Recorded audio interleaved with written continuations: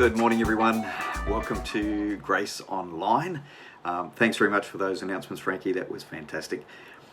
Partway through May, we started a new series titled Treasures Out of Darkness. I'd felt a prompting from God to use this season that we're currently all experiencing together to encourage us to think about questions that too often get drowned out by the busyness of life and to go digging for some answers. Answers that have the potential to unlock purpose, freedom, and wholeness in our lives. Hence the title for this series. It's often in the middle of a crisis that we discover things about ourselves and the world around us that can catapult us forward in our growth and development as individuals. And corporately, as we pass through a crisis together, it can bring about significant change within our community. A wise person finds ways to use the increase of emotional energy and heightened receptivity for change that comes along with a crisis to shake up patterns of thinking that were taking them down dead-end roads. In the process, asking themselves tough questions that in the past they may have allowed to stay buried under the busyness of their daily routine. Crisis also brings with it the opportunity for change. The blessing of a crisis is that you start asking questions that you probably should have asked years ago, which can then lead you into a much brighter future than the one you were headed toward. The danger of a crisis is that you make hasty decisions that you regret later on. But one thing you can be sure of, at the end of a crisis, things will be different.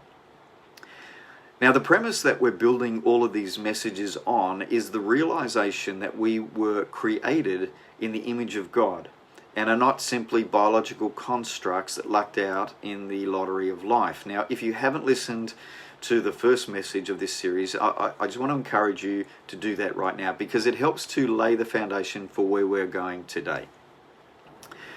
This morning, I want to tackle the question of value, specifically yours. How valuable is your life? Now, it's a bit of a loaded question, and I want you to hold off answering it until we get through to the end of my message. Our value as a human being is a deeply personal concept that has huge ramifications for our lives. Our internal picture of our personal value and worth touches on everything we do in life, from our relationships to our career path, and the way we treat others and ourselves. It's why we've seen an explosion of blog posts and Instagram memes about loving yourself, putting yourself first, personal mantras of worth that we should confess each day over our lives, because people instinctively realize that the way they view themselves impacts on the quality of life they enjoy or endure. The problem, though, is we usually use the wrong tools and measuring scales when trying to sort through our value and worth. Most of us, from a young age, realize that comparison is built into the very fabric of society. So we learn to compare ourselves with others to work out our perceived value, failing to realize that the scale of comparison can never give us a true measure of our worth. All that it does is gives us an inventory of our personal assets, our height, our weight, our hair color, our intelligence, creativity, and holds them up against an arbitrary societal scale that someone else has put together. How do you know you're tall? You compare yourself with others. How do you know you're fast? You compare yourself with others. How do you know you're good at maths? You compare yourself with others. But you're not them. You're a unique version of you. You're a one-of-a-kind creation. Now, in an alternate universe, we would all be totally self-contained autonomous units that only ever measure our performance against ourselves, completely unaffected by what others might think. But we don't live there. In fact, there is within all of us a deep-seated need for affirmation that comes from outside of ourselves, that comes from other people. We were created for relationship. Community is important for every single one of us, regardless of whether we consider ourselves an introvert or an extrovert.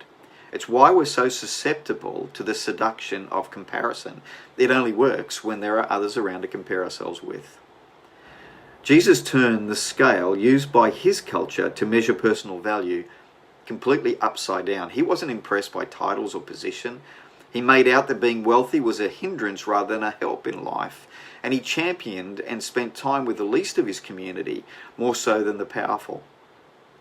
Contained in the words of Jesus and the early apostles is a truth about our worth and value that can totally set you free from the tyranny of comparison.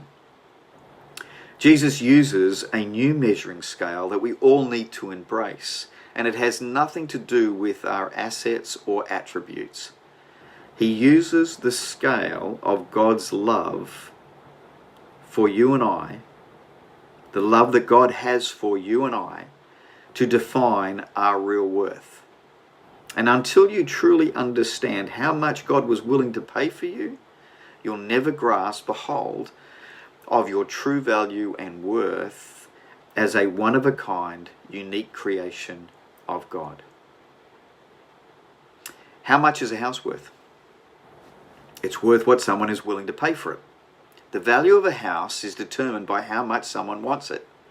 Real estate agents know that, which is why auctions have taken off in the past 10 years or so for residential homes. Now, it wasn't the case when we bought our first home in Townsville years back. But now everyone is going to auction because agents realize that the real value of a home is determined by what someone is willing to pay.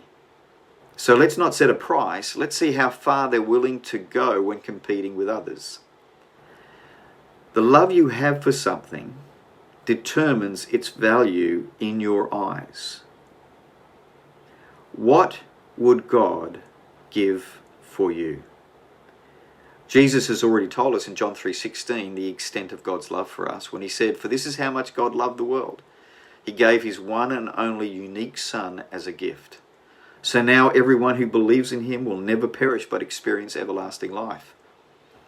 Now most people don't have a problem with thinking that Jesus was loved by his Father, but Jesus then takes the love that his Father has for him and says that the love he has for us is the same as the love his Father has for him. In John 15:9, "I have loved you even as the Father has loved me." Now these next words were spoken on the eve of his death, where he would willingly give up his life for everyone who would come after him. In John 15 verses 12 and 13, "This is my commandment, love each other in the same way I have loved you. There is no greater love than to lay down one's life for one's friend." And then this by the Apostle Paul in Romans 8, referring back to Jesus' great sacrifice. Romans 8, verse 8. "But God showed his great love for us by sending Jesus to die for us while we were still sinners." So how much are you worth? Stop answering that question by comparing yourself with those around you, but instead measure it. Answer it, measure it by how much God was willing to pay for you. You see, God's love isn't theoretical. It's not just found in a book. He has historical skin in the game. Jesus died that we might never doubt again that every single one of us is priceless in God's eyes. What does the love of another for us give to us? It gives us value and worth. How much are you worth? You are worth the life of God's Son and everything he had to go through up until the final moment when his last breath left his body. It's my prayer this morning, and that for this season that we're in, when your external supports have been removed and the comparisons you've made with others are waning because they're not around as much, that you will grapple with the question of your worth and settle it with God. It's my prayer that you would know how wide and long, how high and deep is his love for you, and that you would live out the rest of your life secure in your understanding of your worth to him and to the rest of humanity. Let me pray Paul's prayer over your life right now. I pray that from God's glorious, unlimited resources, he would empower you with inner strength through his Spirit. Then Jesus will make his home in your heart as you trust in him. I pray your roots will grow down into God's love and keep you strong, and that you would have the power to understand, as all God's people should, how wide, how long, how high, and how deep his love is. May you experience the love of Jesus, though it is too great to understand fully. Then you'll be made complete with all the fullness of life and power that comes from God. Amen. Well, Grace, I hope that made sense this morning. Know that we're praying for you, that we're thinking about you daily, and looking forward to when we can gather together again as a church, not just over the internet, but face to face. Hope you have a fantastic week. God bless.